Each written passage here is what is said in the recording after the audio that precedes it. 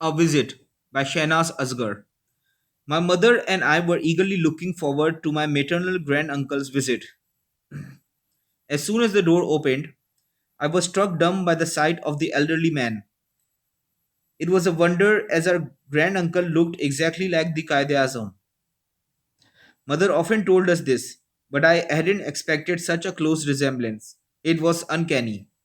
Later that day, he said, "Take me around my city of lights, Karachi, tomorrow, and I will feel as if I have seen the whole of my country." You may be surprised that I have called it my city. I don't live here now, but my ancestors and I have a strong bond to the city. My father was a well known merchant of this city. So, with him, we visited the buildings of the important government and private institutions, hospitals, schools, and colleges. We witnessed the clean and smooth roads of our city, with traffic following the rules and staying in their respective lanes. There were well pruned flowering trees on both sides of the roads. At the city court, we saw lawyers everywhere, holding the files of their clients in their hands and waiting calmly for their turns. A case was being heard in the courtroom, and the hearing was in its last stage. The judge issued his verdict according to the demands of justice. Both the losing and winning parties were satisfied. We saw business prospering at the port and at the fishery. I told my granduncle that the ratio of diseases in such a big city was lower than in other places.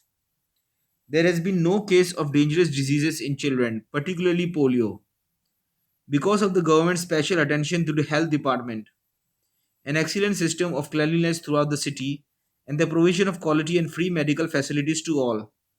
We told him that the government had implemented such a coherent system of zakat and usher in the country that it provided help to every poor, needy, widow, and orphan on his or her doorstep. The government had ordered such a crystal clear system for banks and other monetary institutions that there was no corruption. Our police was ranked as the best in the world. There were no power outages because far sighted rulers had planned ahead and already built many dams. We witnessed peaceful processions of various political parties.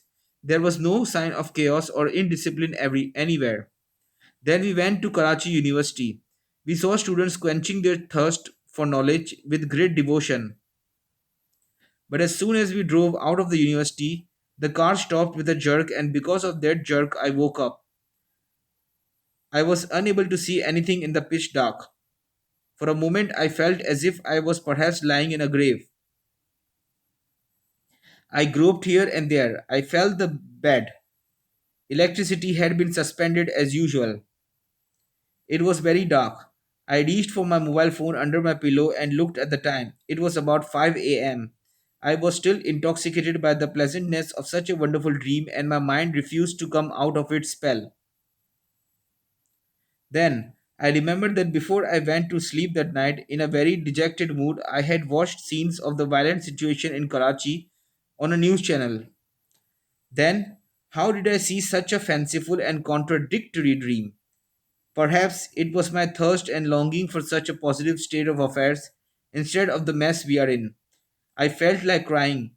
Tears from my eyes began to soak my pillow.